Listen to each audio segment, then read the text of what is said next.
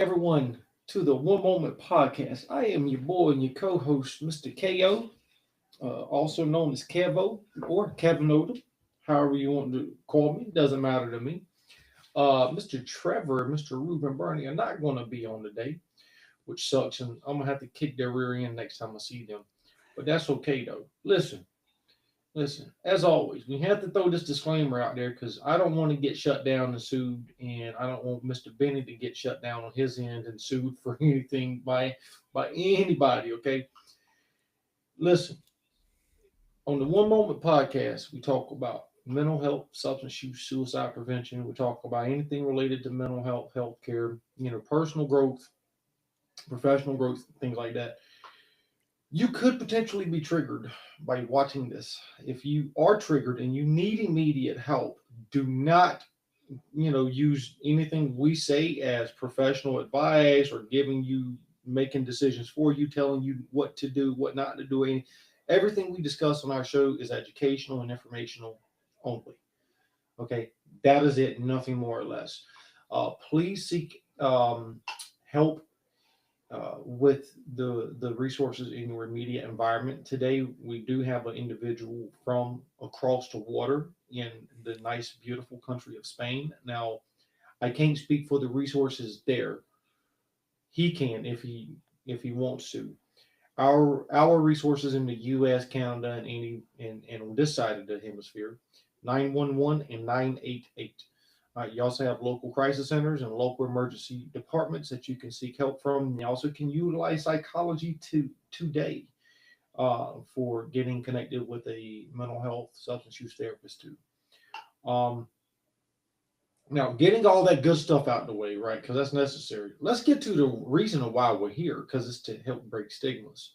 It's to help give people courage. It's to help give a voice to the voiceless, right? And I was talking to this young man, and it's interesting that we have this young man on because my therapist turned me on to what we're going to be talking about 2 months ago, roughly give or take.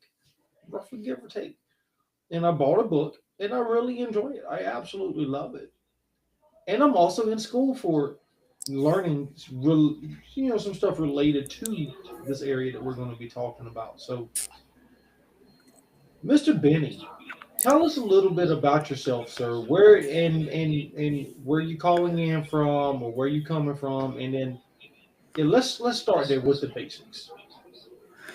Yeah, so first, thanks for having me on. And as we spoke a little bit before, I just made it to this apartment where I am right now. I think, literally like half an hour before recording, I got everything installed and I got the key like 2 hours before. I'm in Granada, Spain, which is a beautiful city. Anyone who's ever been here, it's wonderful. Got beautiful mountains. I lived here like from 2010 to 2014, so I've been here before, just kind of rekindling with my old past, and I've got some friends here. But I came from Dubai. I'm originally from the Netherlands. I've traveled around a little bit. I kind of live that cliche digital nomad lifestyle. I've got one suitcase, I've got a backpack, and that's everything I own. So that's pretty much what I'm doing right now. And in the meantime, I'm, building this company, via Stoica, focused on Stoic philosophy, as you mentioned. But that's kind of I don't know if there is anything more you want to know, but that's kind of the little bit about me. No, I do appreciate it. I'm tickled because we get the first person from Spain, and I say that respectfully and humbly. Wow, man, like so. Let's start with the reason why you're here, right? Stoic philosophy. Hmm. Now, for those people who don't know what Stoic philosophy is, can you at least educate the public? Because I know this much about it, and this much. I'm studying even this much about it, right? So, for the general public, can you just like educate us on like what Stoic philosophy is, and maybe how did you know that you were a Stoic philosopher? Like, where did that thing come from? That um, transformation come from? Yeah, and like first, like when I started out my journey, I call myself the Stoic Padawan. Like I think it's always this journey of like keeping learning, right? So I like Star Wars, so I'm always this the student, and I try to share as much as I know with other people. So the student teacher kind of thing. But yeah, Stoic philosophy, really for people who don't know what it is, and there's a lot of like different views on the philosophy, kind of more negative, like it's this stone brick wall, no emotions, all that kind of stuff. But it really resides more in, this, in the sector of like Buddhism, but more pragmatic and more practical and more grounded, I think, in life. Not really that spiritual kind of thing, but it is really like focused on here and now, doing what you can do, focusing on yourself, becoming a better person for the world around you. And it stems from ancient Greeks, so it was a philosophy pretty much based on Socrates. That was like the grandfather. Like the Stoics say, like this is where we're coming from. So that's the origins. And they say virtue is the only good. If you want to live a good life, just be virtuous, and try to live in accordance with nature, with your own nature, but with the world around you as a big picture. And if you live with those principles in mind, you can reach a state of eudaimonia, which pretty much translates to the good spirit soul or the good spirit state, right? So what they're trying to say is like you've got to make sure that your character and your soul is good, is safe, is well managed, and that's all you've got to do. And if you do that well, then the rest of the world around you will benefit. So there's like it's for we know the dichotomy of control. We have all these other stuff that we can use as tools, as exercises that really have a practical application in life. I've noticed that myself. Um, but that's pretty much it, just and from there you really start to live in the moment and start to see more things, the beauty of things, be grateful, and share, live your life with more compassion. It's really more of like a positive, upbeat philosophy more than what people think. When they call people a stoic, I always cringe when I see that, on TV. It's like, oh, you really reacted like a stoic, and I was like, well, let's talk about that.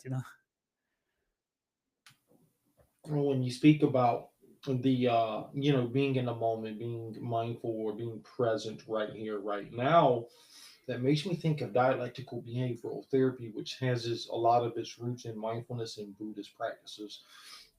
Because it reminds me that you know if we look at the concept of radical acceptance, right?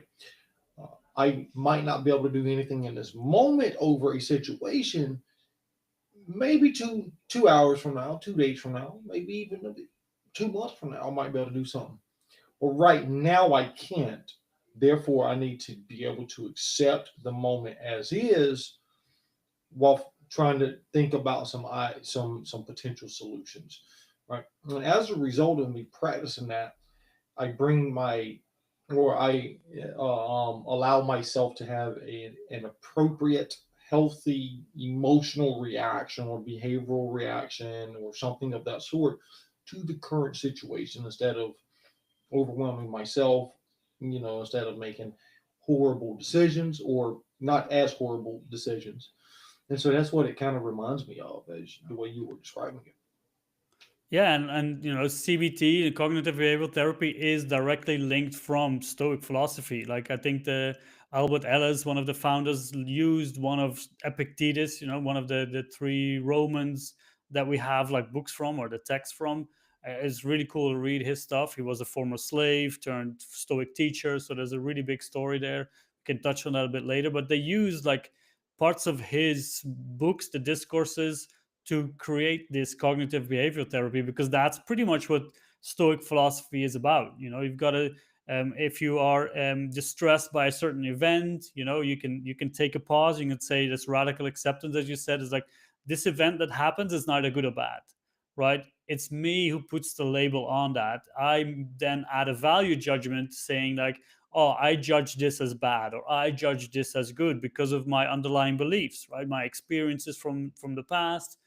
And then the Stoics say, let's pause here, let's take a step back, and let's see what, first of all, let's see what's really happening, and then you can see, okay, what is my moral choice, right? That's the key thing. Like Stoics say that we've been given this rational brain from the divine, from nature, from providence, whatever you call it. They had many names for it, but we have this gift, and instead of just trying to survive. It's our duty to try to live as best as possible using this reason and logic. So it is really all in touch with like, what are your beliefs, where do you build your judgments from, and don't jump to conclusions. It's fast. Just take a step back before you act irrational out of things. And we could touch on the emotions and how they separate them from good and bad emotions. All of they have like all of these guidelines set, and it's really fascinating, and it helps. It works. It really does.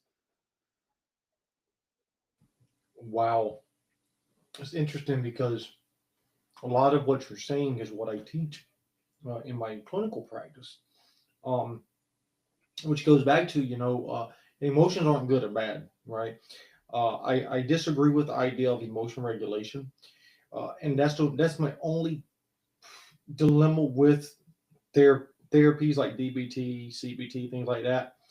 They coin it emotion regulation. I look at it more of how do I use my emotions, right? And then you think about, or you also mentioned, nothing is good or bad. It's just my perception of. Well, and part of my existential practice is, and this is how I hit it from an existentialism. What does it mean for me? What does this situation mean? What is this telling me? Right? What can I learn from this? And so I'm curious. I'm curious. Right? When I look at existential philosophy and Stoic philosophy, and this ain't none of my questions. This is just right off the hip. What is the difference between, and what are some of the similarities between existential philosophy and Stoic philosophy? Well, then I've got to brush up on my existentialism a little bit. I've got to read a little bit more of the Albert Camus. But from what I understand, it's more like this: the Stoic philosophy is really ingrained. Like, we are part of everything, right? We are just they talk about being cosmopolitans, and they have I think it was a second century. Yeah, I think it was from the second or first century Hierocles. He made these circles where it's like, okay, let's start with the self, right? And then we can expand to our immediate circle, friends and families, acquaintances, community, society, and then the logos, which they said was like the pure reason and logic, the universe, right? That's what we're part of. So we do have a sense of being in this bigger picture, right? So we have a duty, we have a role to play. And when you talk about like emotional regulation, they really talk about understand your emotions to then change, where they're coming from, really use them as a source of information, as you said, right? So it's more, yes, we have a sense of duty that we have to do right now. So they don't want to extract themselves from society to say, no, you play a part, you're a human being. Marcus Aurelius in his meditations tells himself that, like in, I think it is Meditations 5.1. I don't know if anyone has read the book. This thing I definitely recommend it. It's like, the personal notes of an emperor from the Roman Empire. You get to see the history, but you also get to go into his mind. And he says, like, if you're struggling to, he tells himself, like, hey, you're struggling to wake up, but you've got to do your duty as a man, right? You got to do your duty as an emperor. You can't just lay in bed all the time. You have your things to do. So from what I see is like they really place themselves in the center, like again in that moment, and say, look at what you have to do right now. And from what I remember from like the existential part, it's more like from was it Albert Camus saying things like, nothing, there's no meaning, nothing really matters, just use that to make your life better. I'm not sure if I'm getting that right. It's been a while since I read about the existentialism, but at least from the Stoic part of view, they really see us playing a central part in society. We all have our duties, and that's what kind of gives us meaning, right? That's where we can get like our sense of fulfillment, our purpose. People ask, a lot like, how can I find my purpose? What should I be doing? And then, one answer from Marcus Aurelius is real good. Try, just be a good person, and just do it now. You keep talking about being a good person, go and do it. And if you focus on those things, you can already give yourself the direction. And we built like a 3 Stoic disciplines framework, and one of them is action, and that's all focused on what is your role in this current situation, what are the duties, responsibilities to that role, not just to yourself, but also to the people around you. So there's many, and then you can break that down and see, okay, then you can focus on your action instead of just thinking about everything else that's going on. You just look at what is right ahead of you. Not sure if I answered that question there with the comparison with existentialism, but I'm going to look into that. I'm going to read the Plague of Camus. That's a good one. No, I think you answered it beautifully. I actually haven't heard of him as of yet. I started studying existentialism about 2 or 3 years ago, really getting more heavy into it. Because my second clinical supervisor was like, "Man, existentialism can answer so much more than the brain disease model of addiction. You probably should go study it." And I'm like, but in my studies of it so far, I'm like, wow, it really makes sense. And then, in session about two months ago, like I say, my therapist was like, "Okay, have you ever heard of Stoic philosophy?" I'm like, here and there, so on and so forth. And it's interesting because I remember right about that time she had mentioned it to me. She was like, "Kev, I want you to go buy this book, start reading it, blah blah blah." And I'm like, "Sure, whatever, whatevs. I'll do whatever you want me to do." I've seen a rise in Stoic philosophy, right? In the last, I'd say 2 to 3 months, I've seen this huge, significant or rise within this realm. And so I'm curious, right? Because, and if I've misunderstood you, then I apologize in advance. But I thought I heard you say that it's not really spiritual as much as it is, action and thought based and emotional based, right? But I'm curious as to how come there's this huge rise, because compared to 10 years ago, we have become more spiritually, right? As a total human population, we've become more spiritual in many aspects. So I'm curious, how come the rise in Stoic philosophy, and what is its potential relationship with spirituality? No, and that's a good question. I've thought about that many times, and sometimes I even wonder if it's actually Stoic philosophy that's making a rise, or some kind of Stoic light stream, and that's a little bit dangerous because there's like especially in the manosphere and the toxic masculinity, that those kind of areas you see, like, just be a man, just man up, and don't let anything crush or like affect you. Just keep going, and that's really far from what Stoic philosophy really is. It's really about, again, we go back to Socrates. Socrates said, like, the unexamined life is not worth living, right? So it's really like you have to know yourself. You have to start getting to understand who you are, what your triggers are, where what you like, what you don't like, where your strengths and weaknesses are. So it's really all about very deep introspection, very getting that knowledge about yourself. From there, you can then see, what should I be doing, right? Then you can start to make better decisions. So that is really and that's why I try to give that the message of what Stoic philosophy is as best as I can. And that's why I always recommend people to go and read the ancient texts, because that's really where you can get that sense of feeling of what they were trying to do. But when we talk about spirituality and why I see that the rise is coming up, and especially, usually I thought that this was like something for men mostly, but as I go on this journey, and if you look at my podcast, I've done the most guest interviews with women, which is really interesting. And for me, it's such a good way of getting a different view of the philosophy and how it can be used. So I love that. But the sense of like spirituality, there is a sense of spirituality that they feel that we're connected with the world, right? With nature. We are part of it. We are nothing better, nothing worse. We are just one part of it. The only thing that separates us from like the animals, if you will, is that we have this reason and logic, that's rational mind that we can use to evaluate, to assess, and to make better judgments, and those decisions to curate our soul, right? Again, that's what they're all about. But that's where that spiritual factor comes, is like, yes, we are connected. There is something bigger, right? If you read Epictetus, he talks about God, the gods, Zeus, divinity, providence. So they really talk about that. But when we look at, for example, things like Buddhism, where it's really a little bit more out there from my sense of view, right? This is more grounded and like, okay, what can we do? Let's focus on right here, right now. What are my actions? What am I supposed to be doing? And for me, that really spoke to me. Like I have my sister, one of my sisters, she's really into Taoism, the Wu Wei kind of philosophy, and we have really good conversations. But the language that she uses, the way she describes things, that doesn't speak to me. I kind of needed, I call Epictetus like a verbal slap in the face. I needed that, for me is like, hey, take action, take responsibility. You're not a victim. Things happen to everyone just the same.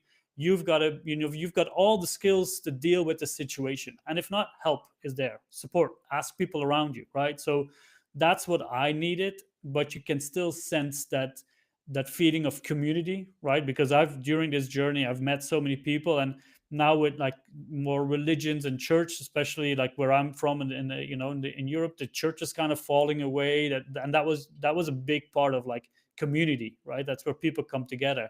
And that's why I think now with Stoic philosophy, why it's rising is because you can find a community there as well. People are like-minded. You can talk about things. You can, I've been to like a Stoic, I've been hosting Stoic walks, and I went to Athens over the summer where I met a lot of great people who are into philosophy as well.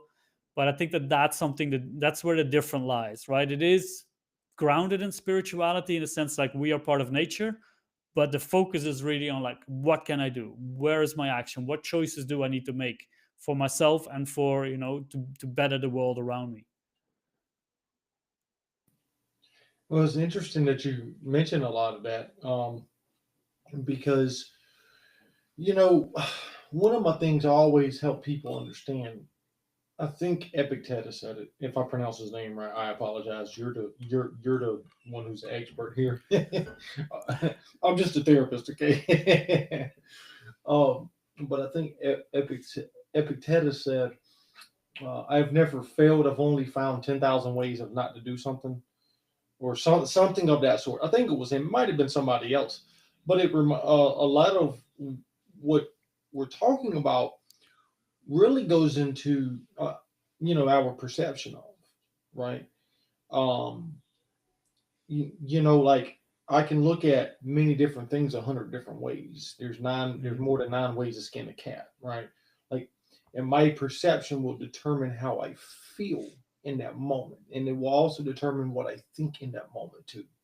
If I think I'm being discriminated against, then I'm gonna feel, and I'm gonna act as if I feel, or if I have perception of what have you, then I'm gonna be able, I'm gonna act and think and feel in whichever way my perception is, and so perception I think is key in many different respects of life. And that's just my thought process and my experience. Um, what are your thoughts on that? Yeah, and like a quote from Marcus Aurelius comes to mind. He says, choose not to be harmed and you won't feel harmed. Don't feel harmed and you haven't been, right? So that's all with the perception. Like someone, and Epictetus talks in, I think it's Discourse 1.16 or 1.27 or 26, where he kind of lays out the 4 kinds of impressions that we have.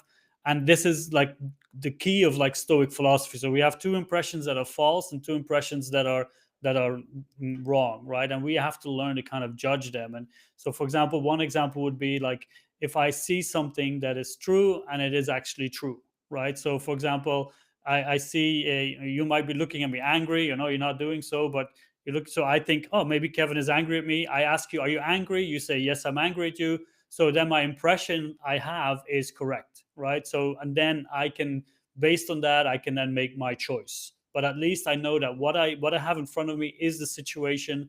I'm not going to put a value judgment on that it's good or bad. It's just like, this person is angry with me. Fine. What do I do? Right. And then from there we can base. And then the other one is like, you're not angry with me. I ask her, you're not angry. And it's like, no, you're not angry with me. So, we have that I don't see that you're angry and you're not angry. Right. So it's not there. And I checked it. And then we have the other 2 where it's like, I think you're angry, but you're not. So this is where we are putting like our beliefs, right? Because I might have this belief that if someone looks at a certain way to me, maybe speaks with a louder voice, then maybe from my beliefs, I perceive that as someone being angry with me. And if I then follow through on that without checking it, then I'm going to act on a false perception, right? On a false belief. So for me, I always need to then pause, ask, hey, are you angry at me? And then you say, no, I'm not angry. I'm just speaking loud. I don't know. Maybe I'm just nervous, or maybe I'm excited. So I say, okay, wait a minute. So my impression was wrong. So then it changes your entire course of being, right? So we have that as one of the false ones. And then the other one might be like, I don't think that you're, angry with me. I think, oh, you're doing fine. So then, but then you are, right? So then I see something that's not there, but it is. So you've got to check those impressions. That's what they talk about first. Like, make sure that before you add a value judgment to it, make sure that you know what's happening. Again, if it's raining, I'm not going to say, oh, it's raining and that sucks, because I don't want it to rain. No, it's raining. That's it. For some people, a farmer who hasn't seen rain for 6 months, that's a blessing. For me, who wants to go out and have a stroll, that's not something that I like. But again, the rain is the rain. So we have to take a step back and see, okay, what's going on? And then see, where do my beliefs come from? Why do I feel like this is bad? Oh, it's nothing bad. Let me just see if I can do something else. Right. So we have these kind of, what the Stoics say, these kind of steps that we have to take and before we actually make those decisions about whether something is good or bad. And they say it isn't really, the only thing that is good or bad is your moral choice, right? So if something bad happens, instead of saying this is bad, you can say, no, I'm going to face it with courage, and that's what I need to do. And if I do that, then I'm, whether I succeed, right, whether my goal is achieved, it doesn't matter. That's out of my hands, right? They talk about the Stoic archer, right? You put your bow, you have your arrow, you got your muscles, you got everything ready, but as soon as you let go, that's out of your hands. But you've done your best, and that's what they say. Up to that point, you got to do what you can, and the rest of it, you just got to, again, that radical acceptance. Whether you hit the target or not, that's not up to you. But as long as you've done your best, that's all that you can do. And I've seen that kind of calms people down. It's like, oh, so I don't have to solve the world, right? I don't have to save everything. No, I just do your best. And if everybody does that, then we live in a different world.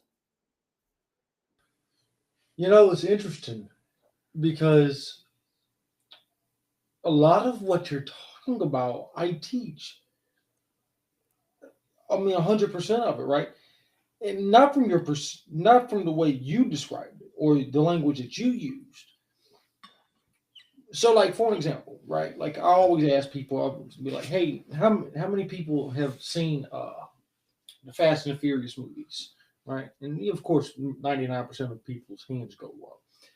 And I'll say, do y'all remember, when Paul Walker, thought he almost beat Vin Diesel, and Vin Diesel had to check on, and he checked his ego in that moment, and everybody like, yeah, I remember that, yeah. And let's look at what he said, right? Let's look at what he said, and let's break it down. And we talked about, how winning is winning, whether it's by an inch or a mile. And so I always help people understand is progress is progress, whether it's by a cent or an inch. And the only thing I need to do perfectly is not the winning part. It's just in the striving. I just need to do my best to keep going. Outside of that, everything else is water under the bridge. So, and literally, of course, it's, more on a group level than a one-on-one level with people. But everything you are sharing, I literally teach. Just again, just in a different language.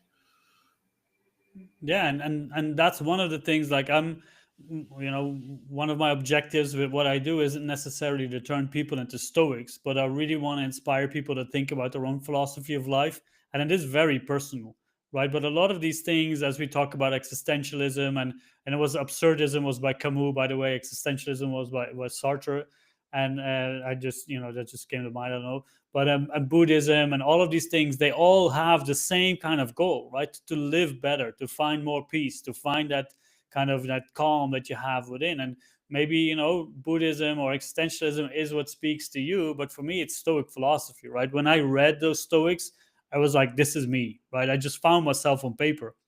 It was the language that I needed to hear. It was the right time. So that's what it is about. You've got to find and discover what works for you, and no one else can can tell you, right? That's kind of my not beef, but that's a little bit too much. But what I have with the self-help books, how people just really start to adapt that as their identity. While it's just one person found a way to live better for themselves, they wrote a book about it, but that doesn't necessarily mean that it's your guideline as well. Use it, take things out of it, but it's not like it's ready made for everyone else. We're unique. And I think what I've seen from my own journey is that that's actually the beauty of life, to go through these struggles and to go through these things. And I had a guest on, and I definitely recommend reading that book. It's called Stoicism and Emotion.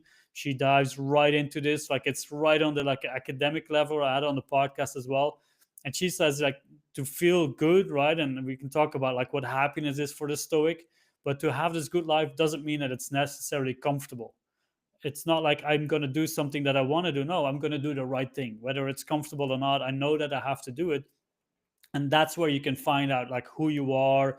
And if you have this inner voice, this instinct, say, I've got to do this, even though I know that it might go against my desires, right? I want to buy this, but I need to do this. So I'm going to do this because that's the better way. So that's where you can really find like who you are and just go on that discovery. And again, if you read all these books and you find your voice, you can still tweak it, right? I still read other stuff. I try to keep up on other philosophies, but I know that this just helps me. And it is like a lot of different ways of saying similar things. But you just got to find what works for you. I couldn't agree more with that. Absolutely. I mean, because I've always pronounced it Taoism. I think you pronounced it earlier correctly. Taoism, or however you Hmm. pronounce it. Thank you for correcting me on that. Too. Um, and I mentioned that because I think it's important. Well, and I want to even re-mention what you said. I've studied a lot of different spiritual ideals, some in Buddhism, a lot in Hinduism, uh, Christianity, Catholicism, Protestantism.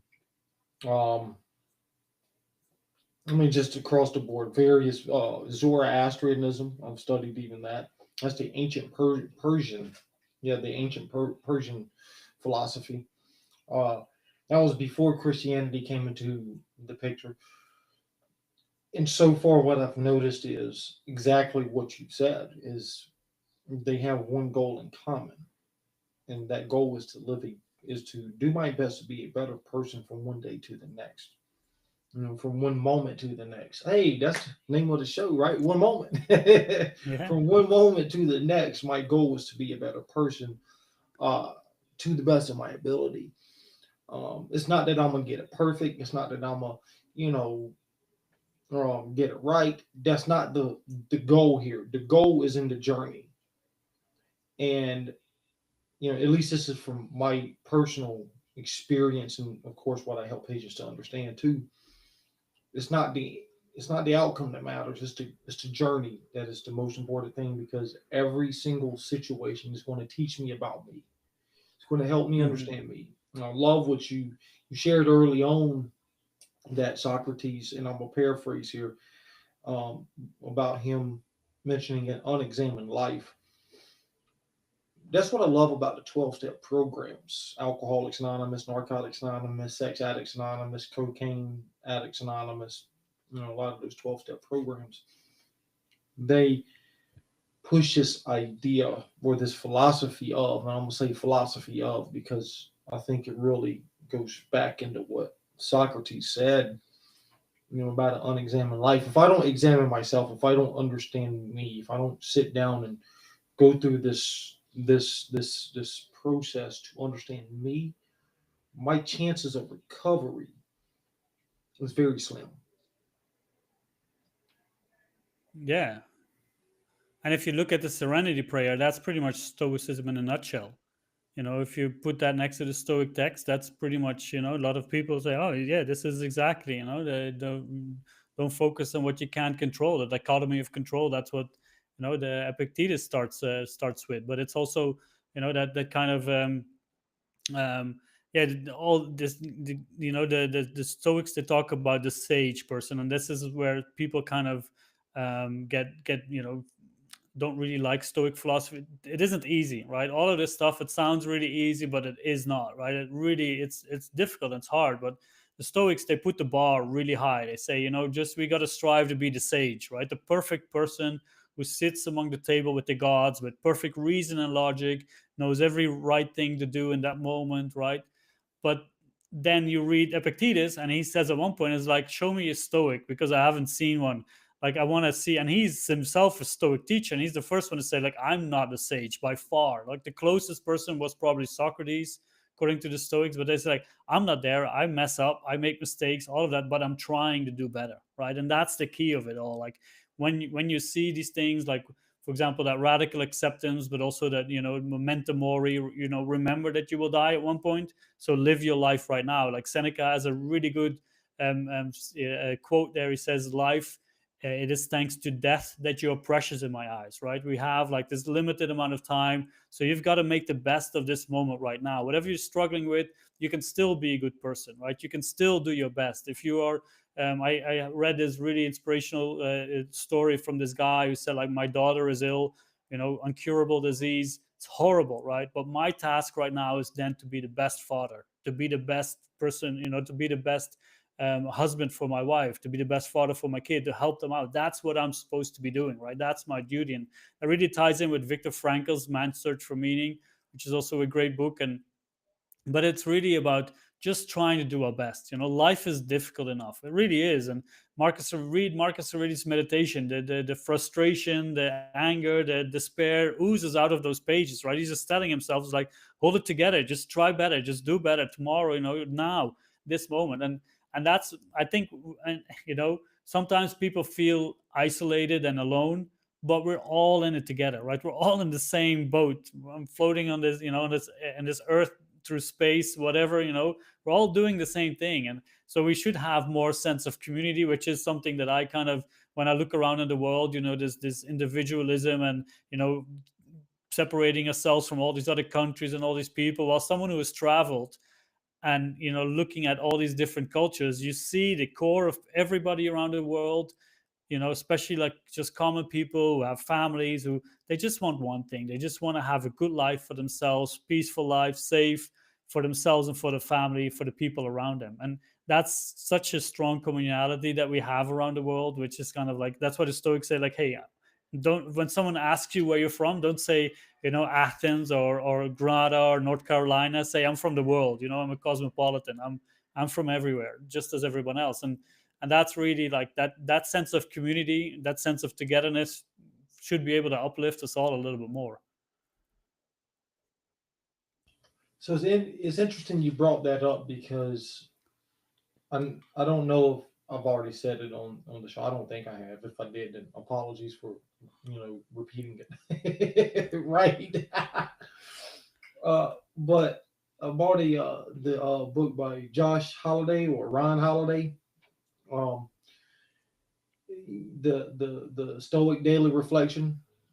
I absolutely love it, and one of the things that it teaches on, really emphasizes, of course, depending on which day you read, but a lot of the ones I've read, and it pushes the idea of collectivism, that it's one, generally and broadly speaking, it's one human race. And that my goal isn't so much to focus on me as much as it is to focus on the needs of my fellow people. And if I'm taking care of their needs, my needs are being met, uh, essentially, right? And it's interesting because when I first came into recovery, I was told the same thing. I swear, the principles of recovery should be, or sound like they fall under Stoicism, because it's the same concepts. Have you prayed about other people? Well, no, I haven't prayed for other people. Okay, well, maybe you need to start praying for other people. Have you thought about doing something for somebody else today? Well, no, I haven't thought about doing something. Okay, well, quit being selfish. Think about doing something for somebody else, right? Wow. So yeah, no, a lot of the stuff that you're mentioning is, just a lot of this collectivistic idea. I think you're right in a broad sense. Okay, and I'm saying on the broad sense. I'm not going to say anything specifically or calling any person out or anything like that. But I think a lot of folks have gotten away from an idea of collectivism. It's more of what can I do for me? What actions do I need to do for me? Me, and we've forgotten about them, theirs, and everyone else. Does that make sense? Yeah, and I think, and the Stoics talk about the two sides, right? It's about me, but it's then me doing the thing for the world around me, right? So when you talk about people thinking about me, what I see there is happening. They're thinking about the wrong me, right? They're thinking about all these things that they want. And this is where the Stoics really have the separation of. So if we go back, like the Stoics said, like they said, virtue is the only good, right? That's pretty much based on what the Cynic philosopher said. They lived on the streets. That literally translates to hounds or dogs. They only had like a satchel with a little cup. And the Stoics, they said, okay, virtue is the only good, but I don't think a lot of people are going to live the same life like you do. So we have some preferred indifferences, right? We have some things that we prefer. We prefer to be healthy than sick, right? We prefer to have money than to be in poverty. And we even have preferences of things. We might want to be successful. We might want to have certain items and all that stuff. But to say that is not necessary to live a good life. If you are ill, you can still do the right thing, right? If you are poor, you can still do the right thing. You can still be morally good. Again, they are focusing on the me, and they think about me as a soul, as a character. That's what we've got to that's what we got to safeguard.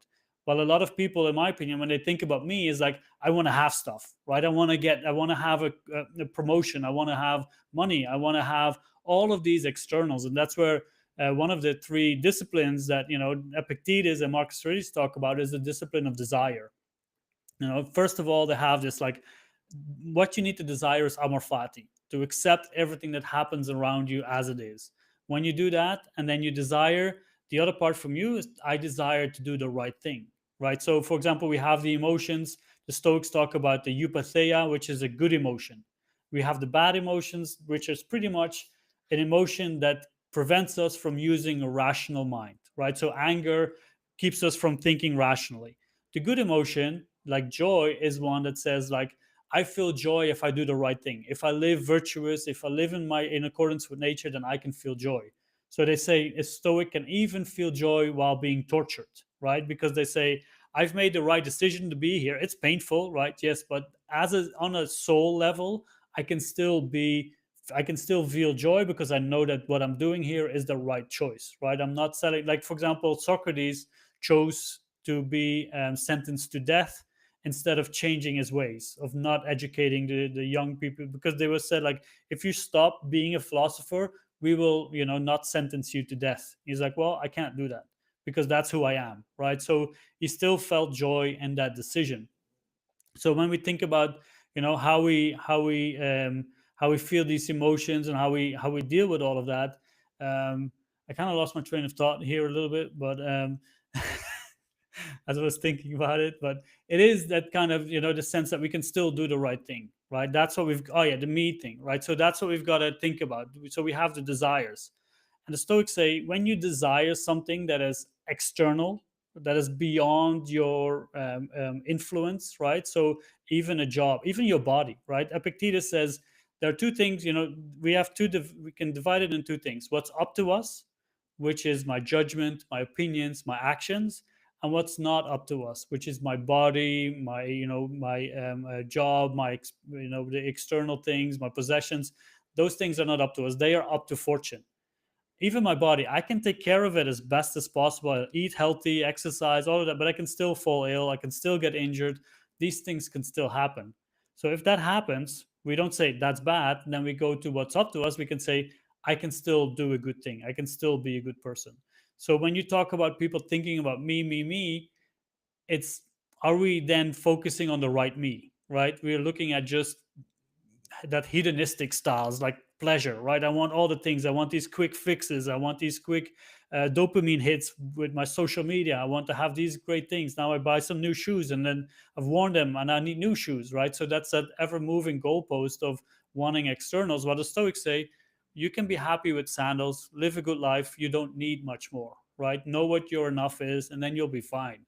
So when we think about like people thinking about me, yes, but we need to kind of focus them on thinking about the real me instead of like the me that we are supposed to be from like a societal point of view. Wow.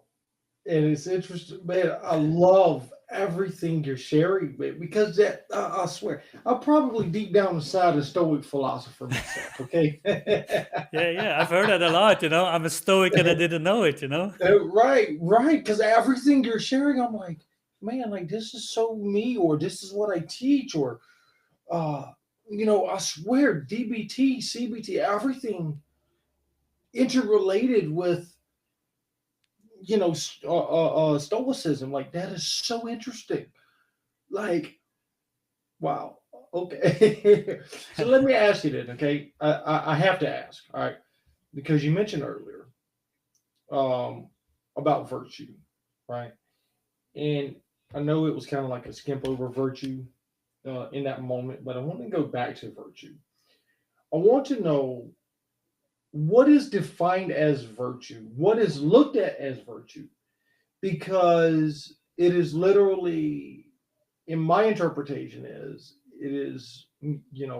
it the only true good, or is that like a oversimplified, uh, description or definition of? Yeah, so for the Stoics, the only thing you need to live a good life is virtue.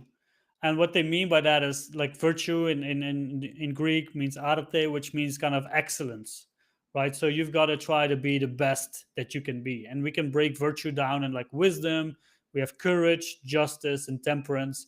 And those are the cardinal virtues. They can be divided again, but in a situation, you have wisdom, which is cultivated by experience, by all the things that come into you as a person, and then you've got to use your reason and logic to see, okay, what's really going on and what can I do best, right? So kind of making the best judgment calls in that moment. And then when we talk about something like justice, which is the again, when we talk about action, we had the desire of action, that's really based in justice, where we start to think, what am I supposed to be doing that is fair to me and the people around me, right? So for example, even like some when people go into, especially back in the Greeks, in the Roman times, they would go to war, and they would say like, this is what I'm supposed, this is just, right? Even a philosopher would give his life for another Stoic philosopher, because they knew that they would advance the world more than, so they would take the bullet, if you will, for the other person, because they would know, and they would still be joyous, right, in that sense, because they knew that they were doing the right thing, the fair thing, the just thing. And then obviously we have courage, which people sometimes kind of mistaken as like doing scary things. But for the philosopher, we have wisdom again. We say, I need to know first what the right thing to do is, and then it's going to probably take some courage to actually do that, because most of the time that doesn't align with, again, with the externals that we want, or just kind of our desires of like, okay, I want to do this, but what I really need to do is this. So courage isn't just necessarily about doing a risky thing, it's about knowing what the right thing to do is and doing it anyway, whether you're afraid, whether you have all these other things. And then temperance is moderation, do everything in kind of a moderate sense. So those are the four kind of virtue kind of broken down. But that's really like, it's all about like living an excellent life.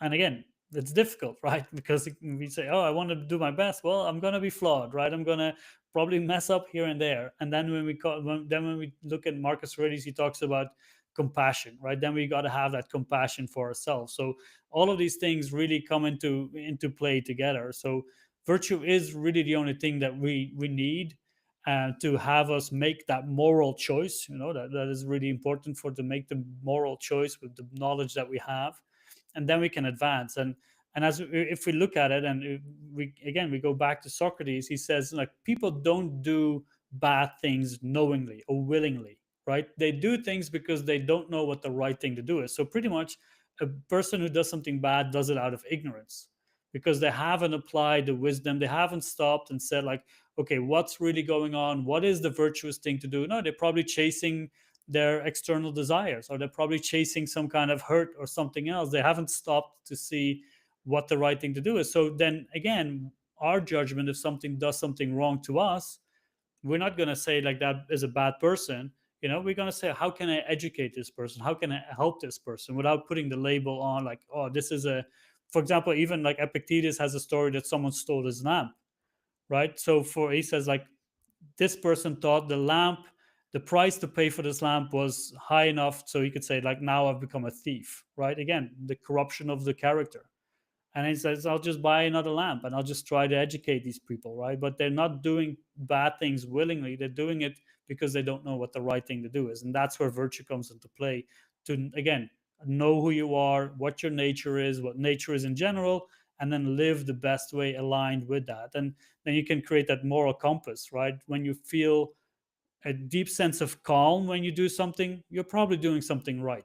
But if you feel some kind of turmoil, anxiety, something, you might want to check what your actions are. So there is that inner compass that we can use to say, okay, when I do this, it's not the easy way. Like, for example, if you have to break up with a person, and you're not feeling good about it, obviously, because you don't want, but that's the right thing to do, because you can see that sense of calm, right? Because you can see these things, or if you have to make tough decisions.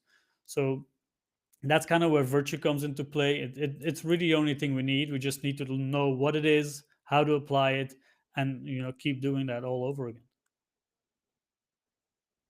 Wow. And that is the answer to what virtue is and how do we apply it. I love it. I love it. So let me ask you then, okay, because we talk about, having a sense of self compassion, self love in Stoicism, right?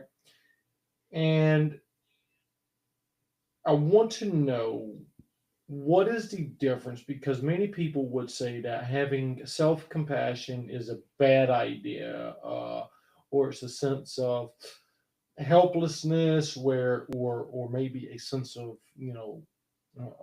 dependency on others, potentially.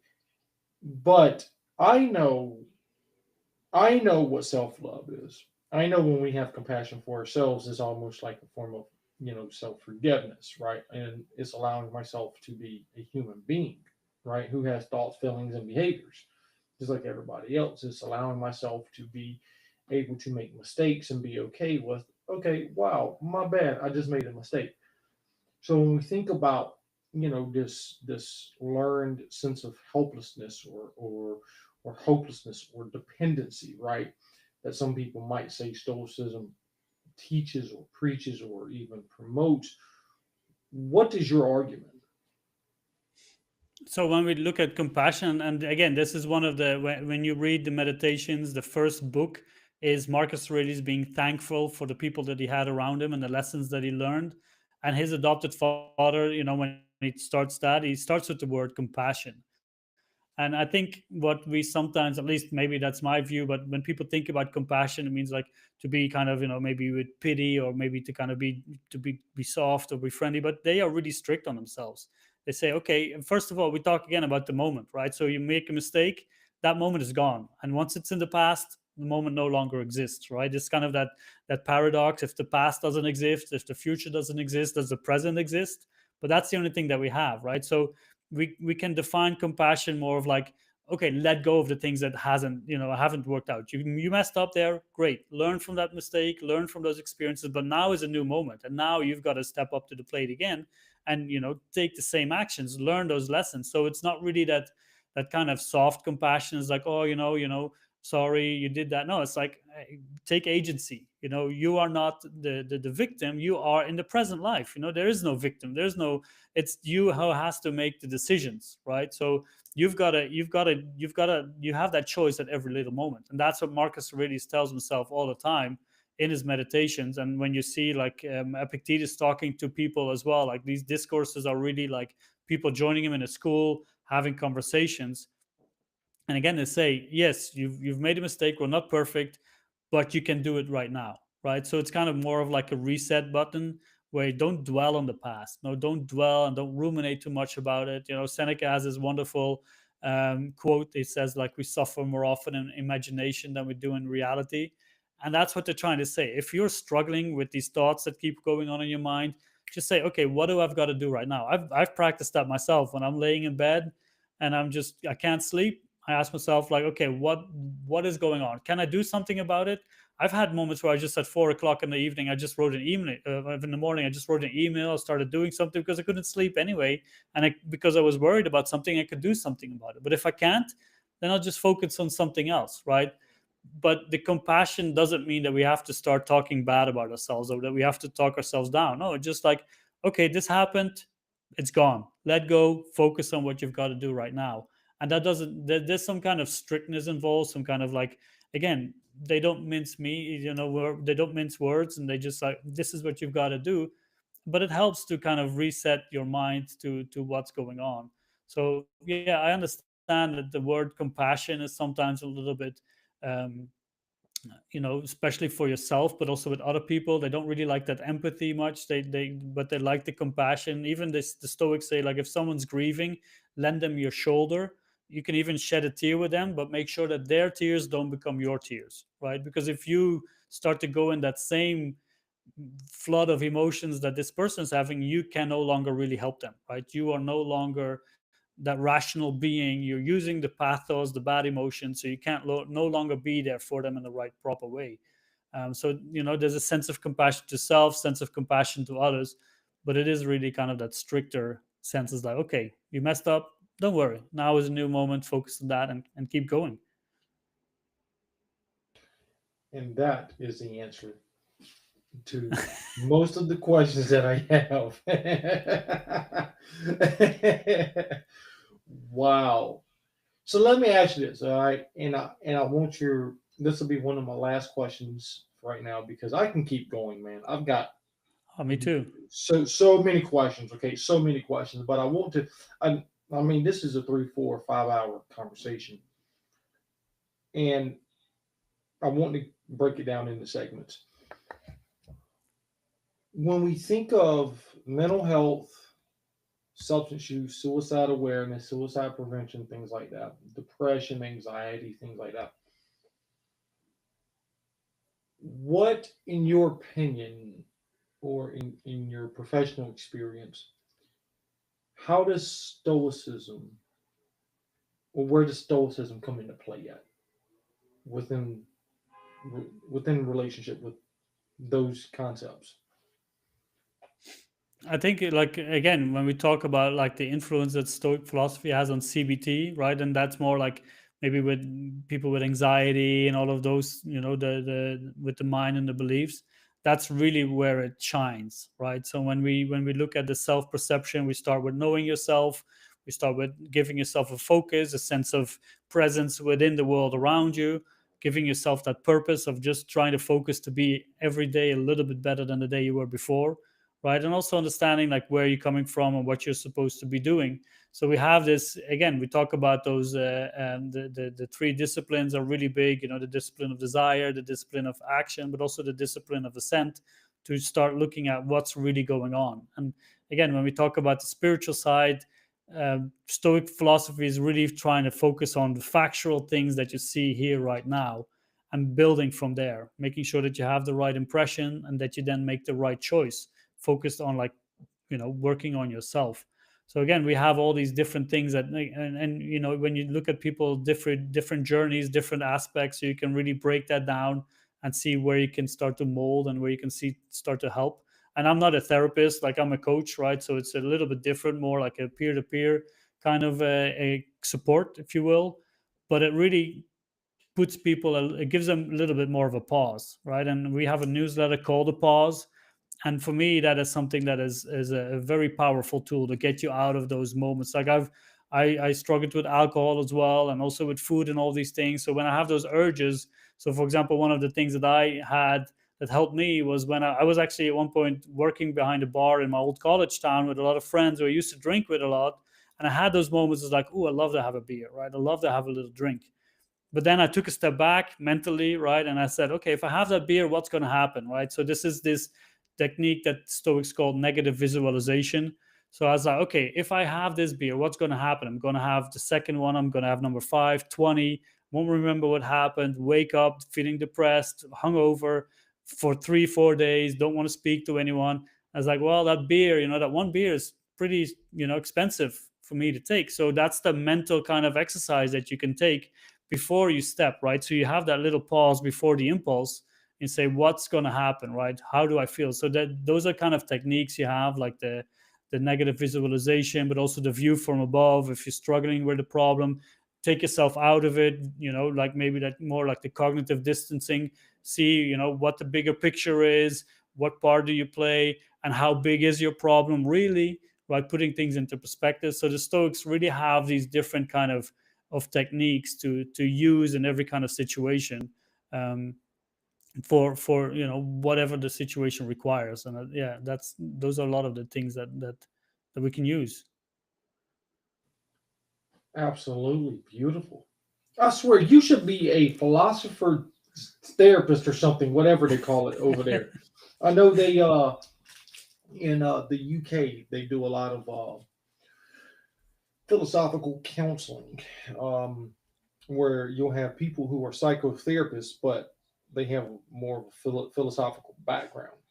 Now I don't know how Spain works, but I swear you would make a great therapist in that area, 100%. That's part of what I actually want to do when I'm done with my education here. I've got a master's in counseling, and now I'm working on a dual degree, MBA and MA in philosophy. And so part of what I want to do when I'm done with it is not just get the business aspect of it, but I want to also do more of philosophical counseling. So that's my current goal.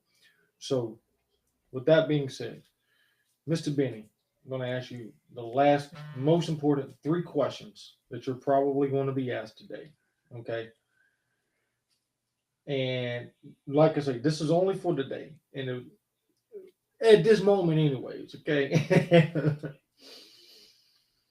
If somebody wants to bring you on, maybe hire you as a coach, which countries do you work in, things like that. How would they get in touch with you if they, and this could be either as a coach, podcast, guest speaker, anything of that sort.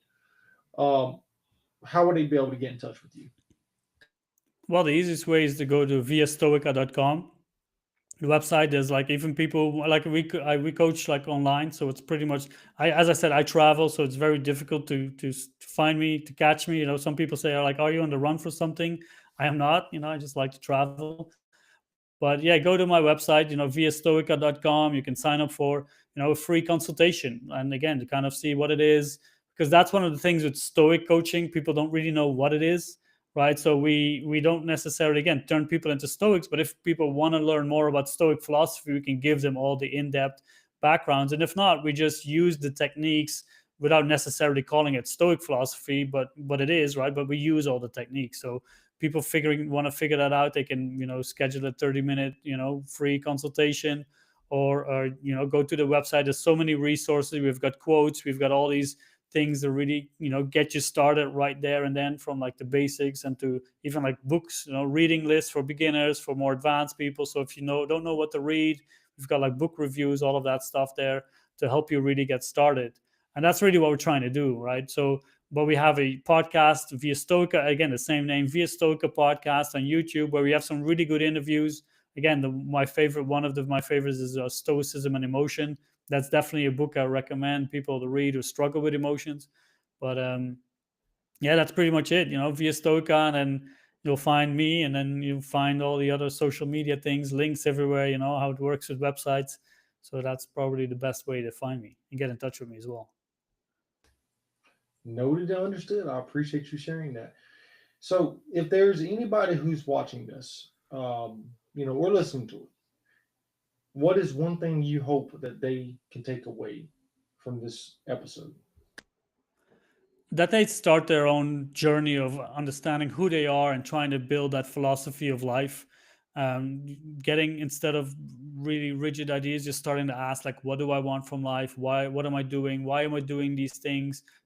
Just asking themselves questions more, like being curious, Like that's where the Socratic method comes from, right? He says, and he makes a really interesting point. At one point, he says, like, if you have a discussion or a debate, the person who loses the discussion is actually the person who wins because they learned something new, right? So changing your mindset on things, different view of world, but really just trying to create your own philosophy of life, to start thinking about that. Like, what are my values? What are my priorities? What are the voices that speak to me? And how can I put that into action? Because that's what Stoic philosophy isn't really about, like studying it too much. Epictetus is like, forget about the books, just go do it. That's where it really matters. Thank you for sharing that. And last but not least, what is your call to action for people? Again, just start trying to live a little bit better and focus on what we said. And I really liked, how you put that out there, like to focus on the real me. Like, who are you really, right? Forget about all those external labels, identities, but go figure out who you are, what makes you tick, and how you can live in accordance with yourself and the world around you in a better and more virtuous way, right? As we talk in Stoic language, but to really just find yourself. That would be like what I'd hope people to start doing after this episode. Absolutely. Mi familia, as I like to say, you have heard it best from the one and only Mr. Benny, Stoic philosopher on the One Moment podcast. This is the second philosopher we've ever had and the first resident of a country on the other side of the water that we've ever had on this show, period. And so let me do prefaces. This is only the first episode, folks, okay? Because I can keep going with thousands of questions. I mean, I love philosophy. I'm intrigued by philosophy, not just Stoicism. I mean, just many different walks in philosophy, okay? But there will be more to come. That being said, Mr. Benny, I do appreciate it. Thank you, sir. Thank you for coming on the One Moment podcast. And I am going to end the live, so don't hang up just yet. Okay. Thank you for having me on. It was really nice. Good conversation. Absolutely. Absolutely. Definitely have